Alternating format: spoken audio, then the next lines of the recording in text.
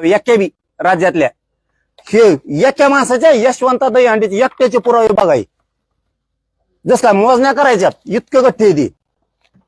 अरे नालाय कवन करू नका तुम्ही. मी इतका मागा लागणार ना तुम्ही मला माझ्या अंगावर येऊ नका. फडणवीस तुम्हाला सांगतो मी जर तराला लागलो ना तो तुमचं लय अवघड करून टाकेन मी सगळ्याच. इतके पुरावे द्यायचे तुम्हाला तरी रद्द होती. काय ते पुरावे काय पुरावे आहेत का काय ते निजामकालीन येतं इंग्रजकालीन येतं. तुमच्या याचा नवरा जिवंत नव्हता तेव्हापासूनचे पुरावे ते काय पुरावे ते कोण अधिकार देत तुम्हाला मराठींचा वाटोळा करायचा. माझ्या समाजाच्या लेकरा बाळाचा वाटोळा करायचं कोणी सांगितलं तुम्हाला. काय पुरावे आहेत का काय ते तुम्ही कुठं पण बघा इतके पुरावे नसते तो. नुसते प्रमाण 3000 लोकांचा वाटोळा करायला लागला तुम्ही त्या दहीहंड्याच्या. आता तुम्ही याचं त्या जिल्हा परिषद सदस्याचं वाटोळा करून टाका. ह्या लेकरांचं पाप कोण डोक्यावर घेणार आता फडणवीस तुम्ही का. त्या बावनकुळ्याचं सांगण्यावर बावनकुळ्याचं पत्र देतो इन्व्हेस्टमेंट करून दिलं त्यांनी त्या नोंदी रद्द करा म्हणून. हो हे फडणवीस लक्षात ठेवा तुम्ही. आता त्या बावनकुळ्याने मराठीचं वाटोळा करायचं ठरवलंय. त्यांनी इन्व्हेस्टमेंट करून पत्र दिलंय की नोंदी रद्द करा. तुमचे निवडून नाही आले म्हणून तुमच्या निवडणुकीसाठी माझ्या मराठीत लोक मारणार तुम्ही. हे पुरावे किती द्यायचे फडणवीस. तुमचं अर्ध आयुष्य जाईन एवढंच गठ्ठा बघायला वाचायला. एका यशवंत दहीहंडीसाठी इतके पुरावे काढलेत. हे तुमच्याजवळ सुद्धा वंशवळ नसेल इतकी. दावे सत्यनारायण तुमच्याकडेच असते. तुमच्याकडे सुद्धा एवढे पुरावे नसतील इतके पुरावे या पोरांनी गोळा केलेत. मी त्या राजकारणासाठी बोलत नाही. ते काडी लागू त्या राजकारणाला इतकं दिलंय. हे बघा हे तुकडे बिलापासूनचे आणलेत त्यांनी. पूर्वी तुकडे बिल होते तेव्हापासूनच्या पावत्या द्या कुणबी नोंदीच्या दहीहंड्याच्या. का रद्द केलं काय कारण. 15 लाख रुपये पाहिजे होते का. ऑपरेकडे फोनवर नका बोलू म्हणतात 15 लाख रुपयाचे प्रमाणपत्र देतो. 15 लाख पाहिजेत. करा त्याची नार्को टेस्ट म्हणलाय का नाही तो. फोनवर नाही ना म्हणला. प्रत्यक्ष येऊन भेटा नार्को टेस्ट करा त्याची म्हणलाय का नाही तो. मग कस काय प्रमाणपत्र देतो. काय ते कागदपत्र हातगळ आला माणूस हे उलटू याला काढायला किती दिवस गेले असतील. काय हे फडणवीस आणखीन लय नवाजायला लागलो तर फडणवीस साहेब तुम्हाला मराठी आम्हाला माहित नव्हतं. तुम्ही बावनकुळ्याच्या हाताने आमच्यात कंट्रोल करता आणि तुम्ही एक बावनकुळ्या संपले जाण. मी 15-20 तरी आमदार पाडीन तुमचे एकट्या बावनकुळ्यासाठी. तुम्ही जर एकट्या बावनकुळ्याला जर एवढे पॉवर दिले ना प्रमाणपत्र मराठीचे रद्द करायचे ते तुमचा बावनकुळ्यासाठी 25-30 तर सहज भरगडीन मी. मग बावनकुळ्या घ्यायचा का मराठी पाहिजे ते ठरवायचं तुम्ही. काय ते पुरावे काय द्यायचे तुम्हाला. वंशवळीपासून सगळे यशवंताची नोंद सापडली. यशवंताला 3 पोर आहेत. बाळा यशवंता देवराव यशवंता आणि बापूराव यशवंता. यशवंताचे पोर कवराजी बन्शी आणि भाऊसाहेब देवराव. हे ज्याची नोंद सापडली त्याचे पोर आहेत. बन्शी देवरावचे पोरं कोण श्रीधर बन्शी आणि भगवानराव बन्शी दहीहंडे.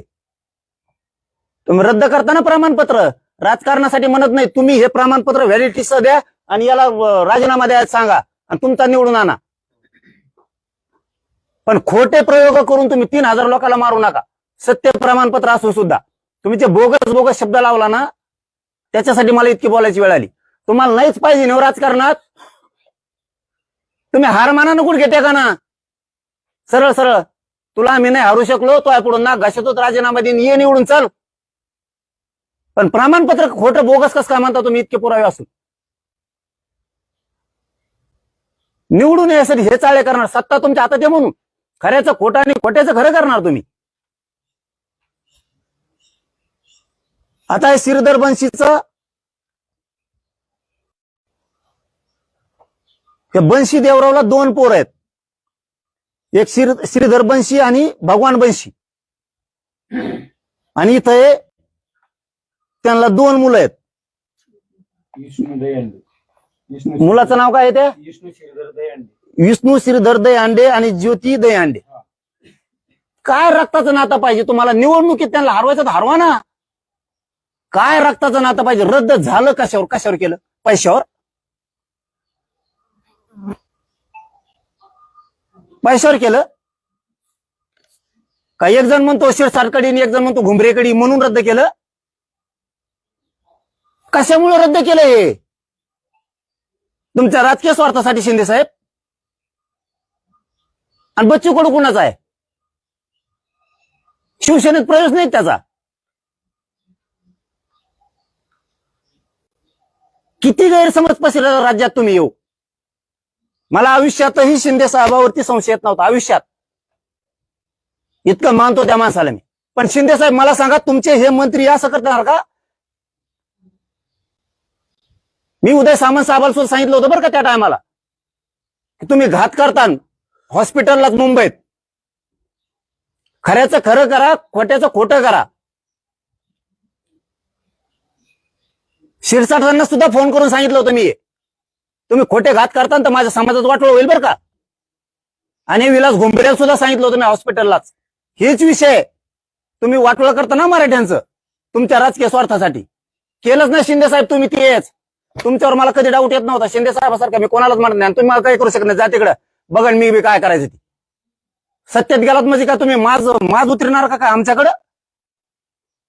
यांच्यावर कधी संशय येत नव्हता. आमच्या मराठ्याच्या आरक्षणात विरोध करणारे लोक तुमच्या ऑफिसला कसं काय येतात? कस काय येतात? तुमच्या प्रवक्त्या संघ, तुमच्या मराठा समन्वयका संघ कस काय आहेत? बाळासाहेब भवनला हमेशा कस काय संशय होऊ नये?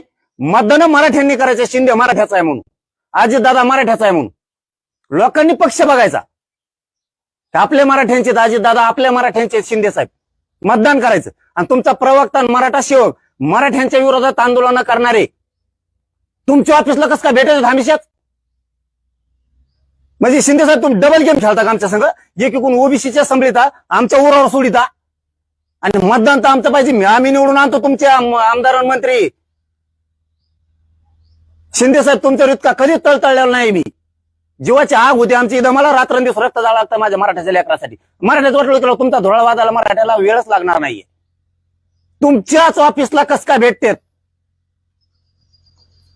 जे स्वतःला स्वयंघोषित ते नेते समजित इकडून तिकडून जमा झालेत, त्या परळीच्या टोळीवाल्या संघ नादी लागून तुमच्याच ऑफिसला कस काय ते?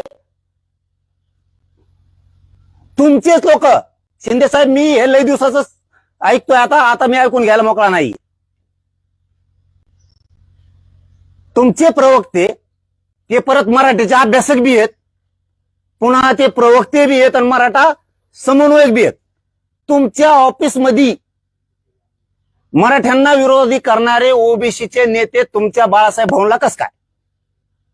ते तर तुम्हाला विषय देतात. मग तुम्ही सांगितलं का दाटून मला विषय द्यायचा आहे, पण मराठ्याच्या विरोधात, जरांगेच्या विरोधात आंदोलन कर? हे 2 कारण सांगितले तुम्हाला आता. आणि तिसरं सांगतो, तुम्ही जे मराठ्यांच्याच काही समन्वयकाला माझ्या विरोधात आंदोलन करायला लावताना, ते सुद्धा तुमच्याच पक्षाचे, तुमच्या पक्षाच्या कॉलेज संभाजीनगरला तिथं बैठका होत्यात माझ्या विरोधात. तुमच्या सांगण्यावर होत्यात एकनाथ शिंदे साहेब.